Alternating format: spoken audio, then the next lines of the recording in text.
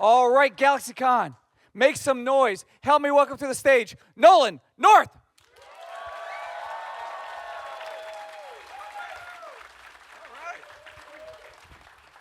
All right. Any requests? No. Nolan North's boring. Gotta do some other ones. Welcome. Oh! Man, listen, I'm just going to go ahead, peel back the fourth wall a little bit. I'm so excited. This is the first time that I've got to work on stage with you, and I'm really, really excited to be here. So thank you for hanging out with us here at GalaxyCon Raleigh. Absolutely. Thank you. Are you kidding? Appreciate it. That's so nice. Yeah. No, this is great. I don't know if I probably met a bunch of you. I went to college at Chapel Hill. And you played baseball here, right? I came for a baseball scholarship and played poorly for a couple of years before I hurt myself. I was on the team, but I just had more fun, taking requests in the bullpen. I was a pitcher just going, Christopher Walken talks like this. He's just, and the umpire's like, that's funny. You're going to get shelled by Clemson. I'm like, I know. And I did. My life has taken me. I really thought I would settle in the Raleigh-Durham area. I just loved it so much.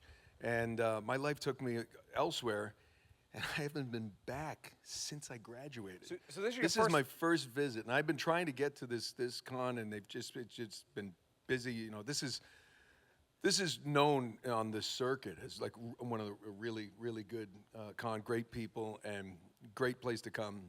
And I'm just really happy to be back because it's, and even though they put me in Wolfpack country, but at least it's not Duke.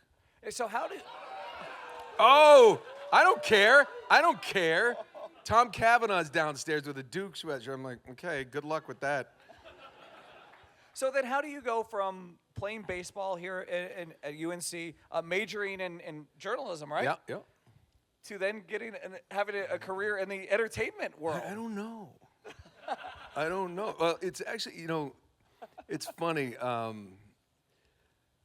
There was a time when I was playing that, and I'm not trying to downplay it, but I got there, and you're kind of 18, and you're like, I can't wait. I throw hit about 90, and I'm like, and there were guys hung over that were better than me on their worst day than I was on my best day. There's just a different level.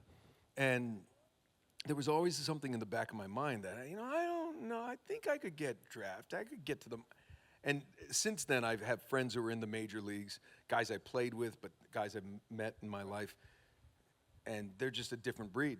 They're just a different breed. And it was never really something, I look back going, that really wasn't going to happen.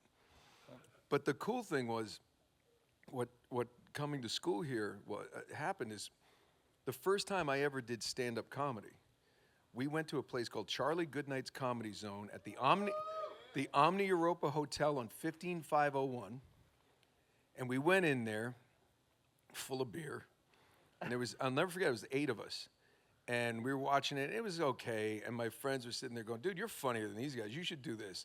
And I'm like, I'd do it, and they're like, yeah, right. And I'm like, I wouldn't. And they each bet me $20 a piece. Now, $140 in 1990 was, for a broke college student, was like, are you guys serious? I'll do it. I mean, I would have gotten naked for 10. I did last night. I know. You left your watch. Anyway, so they told the club owner, because they wanted to, and he said, well, can't do it tonight, but next week. I was like, yeah, okay. So now I'm trying to raise it. I'll give you 10 minutes. And I was talking to Nick Swartz in here, and I told Nick the story. He goes, dude, 10 minutes for someone who's never done it's a lot. I'm like, I know. And, but I did it. And the guy said, hey, that's pretty good. We're looking for an MC. So we have comics come in. You want to do it? We'll give you like, $50 a night, do 2 shows, and you just basically go up, hey, everybody, good, welcome in, and then tell a few jokes, and then introduce the guys coming in. And I did that on Fridays and Saturdays until my coaches showed up, sat right there. I'm like, hey, everybody, how you? Oh. And this was it. Let's bring up your first comic. Next day I'm in the office. I said, you got to decide. You want to play baseball or you want to be Mr. Funny Man? And in my head, I'm like, I want to play baseball, sir. And I'm going, I want to be funny guy. Like, but that was it. funny. And subsequently, you know, when I hurt myself, I was going through rehab and I had to get an arts credit, and I ended up taking an acting class because, you know, that's easy. Right. You know, it's like, well, you know, you just go do this. It's cool. And it was a grad student was the teacher, and he said when the semester, he said, I'm doing a play next semester. I want you to do it. And I was like, absolutely not. And he goes, no, I really think you'd be great at it. And I said, no. And he goes, you know, Jessica's going to do it. Jessica was smoke show in this class, who didn't really want to give me the time of day. And then, and I was like, yeah, I'll do the play. And I said, what happens? And he's like, well, she's you're her lover. And I'm like, oh. Yeah, I'll do the play. So I did my first play. A buddy, believe it or not, from Duke, was there. Fast forward years later, I went out of school. I went to Boston, followed a different girl. Jessica was fun for a while. But she had baggage. And then and I decided, because I played baseball and I was a journalism major, if this is boring anyone, feel free to leave. I know it's not good. It's passable. No, I'll try to make this faster. Everybody in journalism school at Carolina, which is a renowned one, was doing internships, was getting practical experience. I was playing and I was doing stand-up. So I never had time to do that. Went to Boston, did grad school, became a reporter in New York, New Jersey. I got a job right out of there. And I was like, let's go to ESPN, do some fun stuff. It was Newark Teen Shot, Jersey City House Fire. It was the most, I've seen things that make a billy goat puke. I mean, it's like bodies and yeah, it's awful. And I was like, this sucks. And I'm not making any money. And out of nowhere, that guy called me. He was the grad student at Columbia, playwright. He said, hey man, I remember seeing you in that play, and I just wrote this thing, and I was thinking of you. You should do this. And I was like, yeah, well, can I do it in my free time? And I went and did it, and it was the best thing. It just was like, this is what I want to do. And I quit the job. I gave my 2 weeks notice, and I did that play, and then I did another one and another one. I started doing stand-up in New York, wherever I could. I was so broke, but happy. I mean, I could, but I remember I did one place every Thursday night, I think, and you literally got a free appetizer and a domestic beer, no bass ale, nothing. That was your payment to go up and do some stand-up in the back room. And so I did that, and then we drank some whiskey one night, and he goes, you should go to California. And I'm like, yeah, I should. And I did. And I slept in my car for about 3 weeks, and then a buddy had moved out. We got an apartment, and I think it was 7 months later, I had a 5-year contract on a soap opera. And didn't know what I was doing, but I got paid to learn. Right. And from there, it gets canceled. The guy on the show says, you should talk to my voiceover agent. And now I'm in Raleigh. And we all have Jessica to thank. Ish. Yeah. Maybe for some What other happened? reasons. Yeah, no, yeah, you know. On that note, hello. Just young and fertile. Hi, what is your Not name? Jessica. Well, I'm sure she Hello. was. I don't know. Is she here? We have special surprise. Yeah, that didn't end well. Hello. Hi. My name is James. right. And My name's Nolan. Nice to meet you. Nice to see you. And I just want to say it's kind of serendipitous. This is your first time being here at the Raleigh convention. This is my first time ever being at a convention. Really? Yes. Well, you picked a good one. And before I ask my question, I just want to say really quick, you are a huge inspiration of mine. You got me into voice acting, and thank you so much for everything. Great. Don't take any of my jobs. So I wanted to ask, what would you say would be one of the most embarrassing or regretful voice acting, performance capture performances that you have done?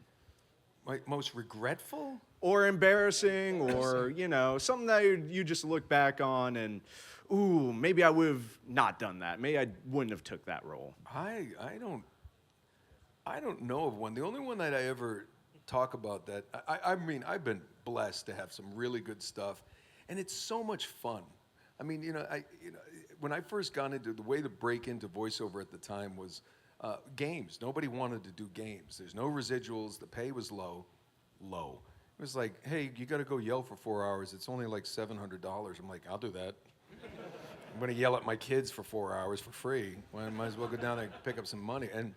But I really liked it, and I wasn't a big gamer growing up because I grew up in the days where my dad would be, you'd walk in, it's like there's a blizzard outside. He's like, what are you doing inside? Get outside. We would literally, my brother and I just go stand in the yard, like, what should we do? He goes, I don't know, but we're not going inside. So I think the only one that I really do love everything I've done. I remember when I did Prince of Persia. It's this beautiful game, and they showed us the artwork, and it was just this amazing look. And you go in as an actor with an idea. I said, so what do you want? And when I got cast, I said, what do you want for the voice? I said, do something kind of Middle Eastern, or something that would be interesting, or maybe something very British, because of the way the landscape and the art looks, it would just be fantastic. Or Spanish, we'll do something with a little bit of something. And they're like, no, we just want your voice. We're looking for like a Midwestern thing. I'm like, you want the Prince of Persia to be from Iowa? And it's like, carpet's this thick, Elika. And when I saw the game, and it was so beautifully done. I mean, it literally, the designers, the artists, did this beautiful looking game. And I just thought it was just like such a speed bump to use my voice in that. It just, in that capacity. I just thought that, for me, and everybody liked it, but did they? Because Yuri Lowenthal is a friend of mine. He was the original Prince of Persia. Then they tried Robinack and Downs, another buddy of mine. We know each other. And then it went back to Yuri. Then they tried me. And then they went back to Yuri. And I once went to Yuri, and I'm like, why? What is going on? Are you asking for more? He goes, no, I don't know. And I'm like, I don't think they do either. I said, and I looked at him, but you are a way better Prince of Persia than I am, because you crush it. So that I always think, I always like to give Yuri Lowenthal the nod for that, because he's so good at that, and it's his thing. Thank you so much. Thank you. Is that from me? Someone outside. He looks familiar. Hello. I love that. I hear that in grocery stores.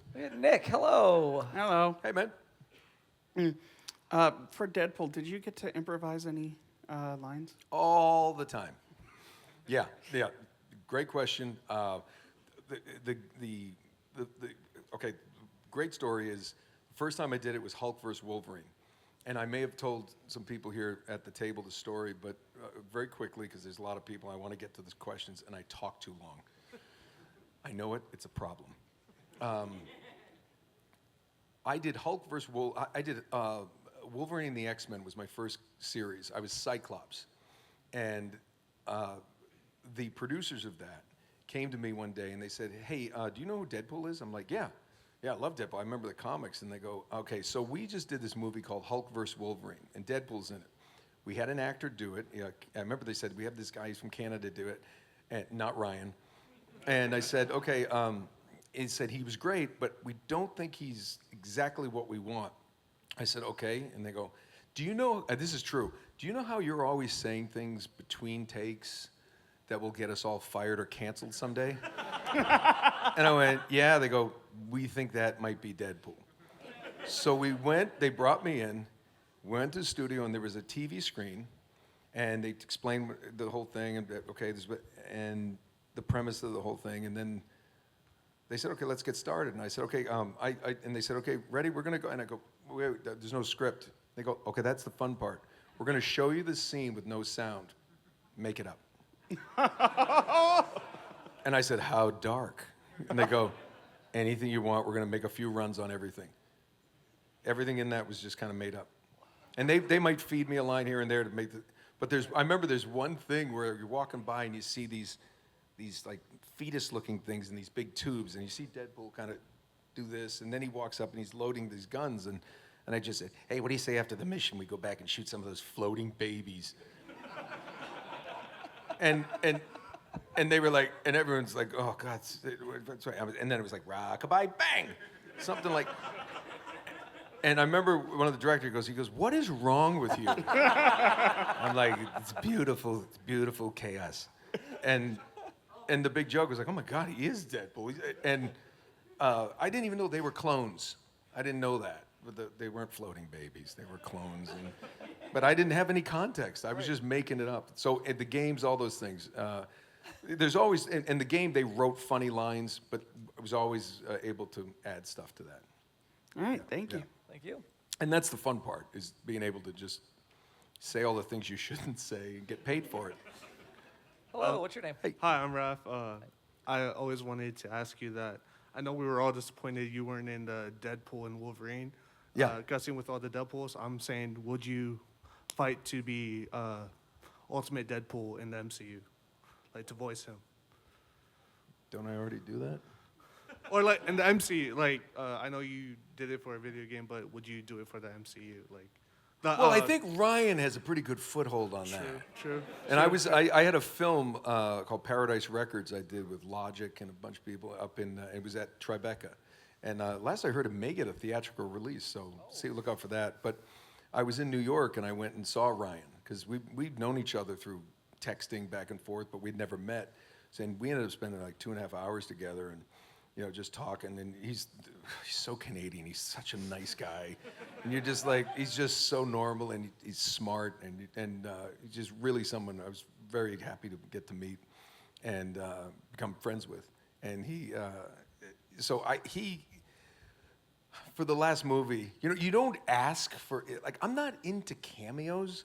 I'm like, I want to do, I did a TV series in Atlanta with Julie Bowen and Bruce Campbell and Anna Camp, and did that movie. I might be doing another one next month, and you want to work, and like as much as the Uncharted one was fun, but it's like you get there, the set is exciting, and you're in and out, and it's gone. So, and both my kids were just like, why didn't Ryan put you in the one? You could have been one of the Deadpools swinging like microphones or something. And I'm like, that's a pretty good idea, but. And I don't know. I know he's, if he's making another one maybe someday, I think they make too much money. He'd be crazy not to. So if he does, maybe there's something. If he does and he wants me to do something, I hope it's more than a cameo. I hope we get to do something that has some meat on it, because I'm a huge fan of his. I was before I knew him, before he did Deadpool, and. Yeah, he's just, and then after meeting him and getting to know him a little bit more, it's like, it's somebody you want to be around on set. It's just somebody you'd like to, because whenever you work with people who are really good, you glom off that. I think I became a better actor through the Uncharted series because I worked with so many other great actors. And it's like playing basketball or tennis with someone who's may have a different move or might be something more seasoned than you. You learn off them and you just kind of absorb it. I love Deadpool. Anytime anybody wants me to do that, I'm in, 100%. Thank you. Because I get to say the things I shouldn't, and I can't get canceled. Hi. I just wanted to know your reaction and opinion on the evil twin spin in Pretty Little Liars. So I was in Ireland when here's the tough part for Pretty Little Liars. I was Spencer's dad, Peter Hastings, 7 seasons, but I wasn't a series regular, as a lot of the parents weren't. It's all budgetary. The regular cast gets this much, special guest star or whatever, recurring gets this. It's a scale, and it's all budget. When you are series regular, you get all the scripts, whether you're in it or not. You also get paid for the ones you're not in, which is great. But, so I never got the scripts. And if you've watched the show, Peter Hastings would be in this episode, and then he's in the middle of the next season. I don't know what's happened. I remember going up one day and they were like, and I said, oh, it's good to be back in the family living room. They're like, yeah, well, you don't live here anymore. I'm like, what? And they're like, well, you know you're divorced, right? I'm like, what episode did that happen in? Nobody told me. I remember one thing that I did one season when the character Toby was, I paid him a little extra dollars, some extra money to clean up my backyard, do some lawn yard work. And the next time I saw him, he was in a cop uniform, interrogating me. I'm like, how did Toby go from the high school kid cleaning my yard to a cop? Do you get through the academy that quick? So when it came to the evil twin and all that stuff, I just thought it was funny that after all this time, you went with an evil twin? But if anybody's going to pull it off, it's going to be Troyan Bellisario, who played my daughter. She obviously played herself, the evil twin, but she did the British accent. And it was like, so. Troyan was my favorite of everybody. They were all so talented, but Troyan had a special place. So if you're going to use an evil twin, you should use Troyan Bellisario. Thank you. Hi. Hello. Hi. Oh. I would like to ask, if Deadpool ended up in the Destiny, what Guardian class would be? Hunter, Titan, or Warlock? If Deadpool were in Destiny, Yeah. be a hunter, baby. I'd be a hunter, and I hunt things more than people. Yeah, I don't. That's a really good question, but I think he would. Yeah, I'm a hunter by nature. You know how it is. Okay. Call me. All right. Hello. Hey, my name is Aaron. Hi, Aaron. So my favorite role of yours is Nathan Drake in Uncharted 4 specifically. I think Okay. it's a phenomenal dissection of the character, and it's really interesting to me how so much of that game's plot only works because of the secret brother trope that Nathan Drake had not had for so long. Yeah. So I was curious, how did it feel? What was it like when you were sat down and essentially told that, this game's plot is kind of riding on your performance, Troy Baker's performance, of pulling off and selling this brother that Nathan Drake, this character who's already beloved, has had for 3 whole games? Well, it's easy playing a brother because I have an older brother, and we're always very close. So I know that. It also helped tremendously that I had a shorthand with Troy. I've known him for a long, long time. He's really well versed in with he had been doing Joel and Last of Us, so he knew the Naughty Dog way, and it kind of fell into you just kind of fall into a rhythm with the whole thing, and. Nate hadn't seen that brother for so long, so the only thing you were trying to pull up is you wanted just to see him trying to process the fact that somebody, imagine somebody who you think has passed away just shows up, and it's a family member, and it's somebody that you needed and you relied on when you were a kid, and then he's back, and the complexities with Rafe and all that. The thing about Uncharted is it's always written so well, and when something's written well, it's there on the page. And I tell people, it's like, if you're an actor, don't go into a scene or a film or a TV or a game or anything, thinking, well, I want to play my character. All you have to do is just play the scene, and then you play the next scene, and then all of a sudden there's a game, there's a show, there's a movie. So when it's written really well, your job is just to play the action, play the scene, and the artistic things as truthfully as you can. But that should come out. Good acting looks like when you're just kind of saying these things to someone, and that's what the Uncharted was so great with, because it was full body motion capture. I'm actually looking at a person who's listening to me and talking back to me, and there's a connection between Nolan and Troy and Sam and Nate. It has to be, because just like I'm talking to you right now, if you had sent in that question and I had to say it in a booth somewhere across the country to answer it, and then then you're relying on editors to kind of put it together and make it fit, but there's an interaction, and that's all it is. That's all it is. It just, there's a paycheck at the end of it. You know, but no. I think, and I think it's just the fact that, again, he and I were friends. We had that shorthand. We knew what to do, and you just play it.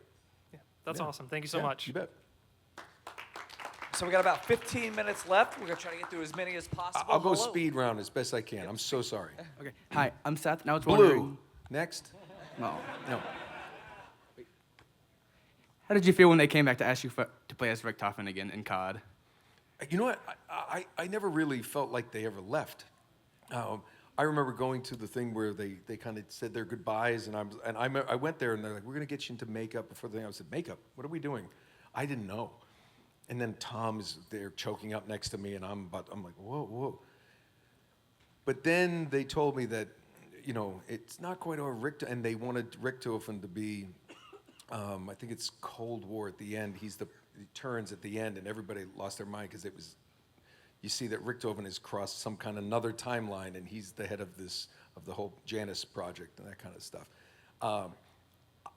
It's one of my favorite characters, and he went from the crazy, kind of over the top, zany one to a little more serious, and again, I'm going back to the great writing and the story, and it's just so great to keep him alive. And the Doctor will be around for more. Stay tuned. There is so much this year coming. Yes. Thank you so much. You bet. Hi. Hello, Hey, I'm Chris. There's Nate. No, you're Nate. Oh, I'm Nate. Use Nate today. So, if you had to switch places or like switch characters with anybody from the Zombies crew, who would it be? Not Dempsey. I hate Dempsey. Oh, that's a really good question. It's really hard because they're all really close friends of mine. So when I think of I wouldn't replace any of them. Because that's why it was so popular. Everybody did their character to the best of their ability. I would Nikolai, and I would cast Fred over me every day of the week. But Nikolai to play the Russian, and he got like the vodka, and I think that was probably Nikolai if I had to choose, but I'm very happy with Richtofen. The fact that I made a World War II German lovable, A little sassy. that's a flex. Thank you so much. Thank you. Hello. Hello. Hey. I wonder how you got involved in Young Justice. Yes. How did I get involved? Yeah. It was an audition, and they said, "I want you to read for Superboy," and I was, I want to do that because I loved, the Young Justice League when I was a kid. Meanwhile, back at the Hall of Justice. That was my Saturday morning stuff. Super Friends, are you kidding? That was me. Never missed it. Then Underoos came out, and it was like, am I going to be Spider-Man tonight, or should I be Superman?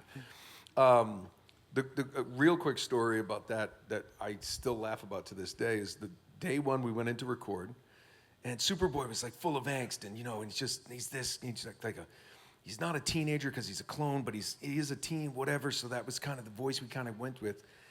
They came to me before we started recording. They said, "Hey, we want to ask you. So technically, Superboy's a clone of Superman, and so they would have the same voice box. Would you ready? Would you mind playing Superman in the series as well?" And I'm like, "Would I mind?" Yeah. What would he sound like? I said, "Well, he'd try to be just a lot more straight, like when I'm upset with my kids. Put the dog down." My voice, I've been talking. Put the dog down. So Superman just became just much more just mature, and just had to be, and it was awesome. Yeah. It was great. And I got to work with, Batman was Bruce Greenwood, who's one of my favorite actors of all time. And we had scenes together, and I was like, and we became friends through that. And I'm like, yeah, it was cool. That's a name drop. I'm positive. Sorry. Thank you. Thank you. bet. Hello. Hey, bud. Hey everyone, my name is Alex. Hey, Alex. So my question for you, as far as like traveling, have you not been to a state that you've always wanted to go visit, like Alaska. Hawaii? Alaska? Yeah, me too. Me too. I haven't been to Alaska, and my 81-year-old mother went with her boyfriend now. Imagine, and my dad passed away, and she moved on. She is such a cat. No, it's great. It's sweet. And he took her, and I have pictures of my mother. He got her. I don't know. He got her into a helicopter to the top of a glacier. And there's pictures. She's like, and I'm like, she's a rock star. So I've never been to Alaska, and yeah, I think that'd be cool to go check that out. I've been. I think I got them all the others covered. I've done drives, and I think that might be my only one I'm missing. And you said Hawaii too, right? Oh, I've been there. Okay, Oh, awesome. Yeah, it's beautiful there. Yeah. I've been not all the islands, but yeah, I love that. As a matter of fact, I was a kid who grew up with very little, and we never traveled. I think I was 15, and before I got on a plane, and it was, I think we drove from New England to Iowa. We had to drive there to see my dad's family, and that was like the most I traveled. But I loved it. You know, my dad loved me. This is before GPS. There was something called a map in the Sharpie. Like, these are the roads we're taking. So yeah, it was.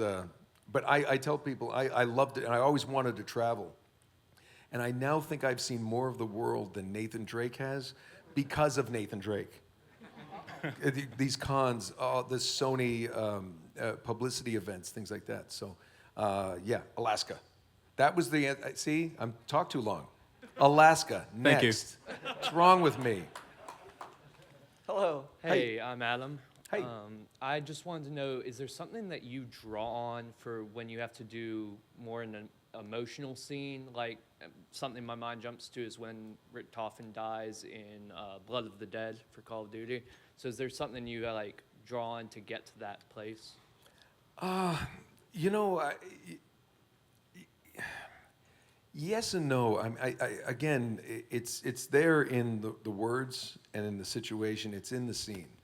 And you just have to kind of tap into it and just really let your mind, almost like daydreaming, you let your mind wander into that scene and that situation. If I'm in a scene in a game or in a TV show or something and it's a heavy scene, I'm not sitting there thinking about my dog being put down or something horrible like that. You kind of you do kind of get into the mood of the stuff, but I'm not, Daniel Day-Lewis running around going, "You're going to call me Nate for the next 12 weeks." By the way, he's a genius. I'm not knocking it. It works for him really well. I don't have any Oscars. But I may get a dog and name him Oscar to say I have one. No, but I think it's just we all are down sometimes. You always find those things. But good writing, it's there, and I think you just write those words and you just kind of put yourself in those shoes, like I was the nicest one, and you won't even remember me. And you just play it. You don't play like I'm sad. You just say it. Because most people, in real life, you're not playing it dramatically. It's just how you feel. So you're just saying it, and that's what hits the hardest. Like people say, "How do you cry on cue?" I'm like, "Do I have to cry?" I mean, because a lot of times the hardest thing is when you see someone trying not to. Nobody tries to cry, it's like it's when you see someone and you're sitting there watching the movie going, "Just let it out, man." And he's like, "Oh, we gotta go," and you're like, "Oh, he bottled it down." And you have remember, it's about the audience. It's not about. An actor should never play him like I'm gonna make this look so cool. It's like if you're aware of that, you've lost the battle. Yeah. All right. Thank you. Thank you. Hello. Hey.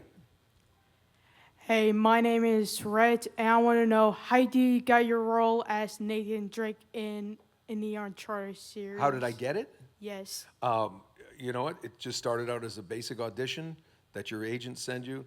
I do remember it was at a place where you do, it's a sound booth, engineers, glass. It's a little room. And Amy Hennig, Gordon Hunt, and another guy, I think Josh Shear, were in the room. And they were telling me about the character. I said, okay. They said, okay, you can start anytime you want. I went, are you going to stay in here? They're like, yeah, feel free to use the room. And I'm like, use the room. And they're like, yeah, it's motion capture. And I'm like, oh. And I'm looking around this box. I'm like, I don't really know how I can use the room. And I said, but so I just kind of did it. And thankfully, for whatever reason, I got a callback, which was in a big room. The callback's the second time, and it was like a kind of like a dance studio. It was over at Sony, and it had these slick wood floors. And oddly enough, Emily Rose, who played Elena, was the reader, reading the lines with me. And they put a chair, and there was one thing we had to do where I said, we gotta go, and I had to run and slide. I had to run, and he jumps behind a rock. So I did like a baseball slide behind this chair, and the thing was so slick, I kept sliding. So I grabbed the leg of the chair, so now I'm pulling the giant boulder in front of me. And I pulled it, and I just, out of nowhere, I just went, crap. Grabbed it. And now they were laughing, and it was whatever. And I just played. It was just like being in the backyard with your friends. Just jumped into it, threw myself into it, and it was just, I guarantee I think there was over 2,500 people may have read for that initially. And I guarantee you, I promise you, there were many of them had to have been technically better actors than me. And I tell actors this, don't ever feel rejection. I just was more right. And the reason I know this, and I know I'm taking up time, but maybe it'll answer some other questions. Starting with Uncharted 2, they had me help cast the roles. So people would come in and read with me. And a lot of them were friends. And the one thing and then we'd talk about it after, the next person would come in, for Flynn, for Chloe, for all these people. And what I learned about auditioning is nobody blew it. Nobody, I blew that one. Everybody was good, but that person was the right one. And almost every single time, everybody felt it. Claudia Black, we thought we had a Chloe Frazier, and then Claudia Black came in at the end, and she left, and everyone was like, well, that's Chloe. And they were like, yep, no doubt. And it was done. It was that simple. So, yeah, and oof, am I lucky to have gotten that one. Thank you. You're welcome. I think we have time for one more question. We'll try to. If I don't get to your question, I'm going to go down to the table after this. I am here tomorrow and Sunday, and I do try to, if you have one, I can, make it quick, but I can answer questions back down there, I promise. Yes. Hello, I'm Bill. With your relationship with Steve Bloom, what's your favorite rivalry of characters, like Deadpool, Wolverine? This is a great question. I tell people this. Steve Bloom is one of the nicest people you ever meet. He's so talented. He's been a friend of mine for over 20, 25 years. Wolverine and the X-Men were first time I was Cyclops, he's Wolverine, fighting over Jean Grey. Then we're in Hulk vs. Wolverine, Deadpool, fighting over each other. Then Call of Duty, Richtofen, Dempsey, hate each other. We've made money hating each other and fighting for over 20 years. And we laugh all the way to the bank. It's so much fun. No, it's fun because we made up stuff. I think one day I was just sitting there and he said, yeah, whatever, Richtofen. And I was like, oh, that's funny because it rhymes with Richtofen. Yes, I hate you, Dempsey. and everyone laughed. So and then we do other lines and I'd be like, we must go. By the way, I hate you, Dempsey. And it became a recurring thing out of that. My favorite of all of them, I love slapping Wolverine around, but there's something special about Dempsey and Richtofen because it wasn't ever supposed to be that way, and we created that. They had us record together.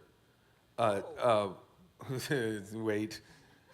They brought, Tom Kane couldn't be there, but it was Fred and Steve and I in a booth together. Supposed to be a 2-hour session. It was 4 hours. And they never did it again. They said that was brilliant, that was funny. It is so inefficient. We can't do it again and ever again. So we never got to record again together because we had too much fun. Yeah. Thank you. Well, thank you. So you are going back to your table. So if you are in line, you weren't able to ask your question, please stop by your table. Yep, downstairs. And happy to talk to you. So before we go, any last words for our great fans here, ones who are, to see a line that goes all the way to the back of the room. Yeah, this was that's very, gotta very feel cool. amazing. Occasionally you get to share a booth together or something, but for the most part, you're alone in a booth. You're recording. Especially since COVID. I mean, after that, the studios were like, wait, we don't have to have them come in and feed them. Now, you do this stuff like the animals. Don't feed the animals. Yeah, I mean, it's and that's one of the reasons I really have been very grateful to get back into a lot of the on-camera stuff I've done, because there's something very special about working with another actor, and it's just that's what we do. It's like that's a social thing, and mocap is still, that's something you still do. So, but most of the stuff is, and now it's like from home, and everybody's like, that must be so cool. It is. Till like, we hear dogs barking in the back. I'm like, all right, I'll be right back. And I have to go shoot the dogs. Well, thank you for coming back to North Carolina and hanging thank out you. with us. Appreciate it. Thank you guys for hanging out. Are we getting a picture, a selfie or something? Yeah, so what we're going to do, if Stay you guys still. want to gather up by the stage, not on the stage, we're going to take a gigantic group selfie here. This is cool.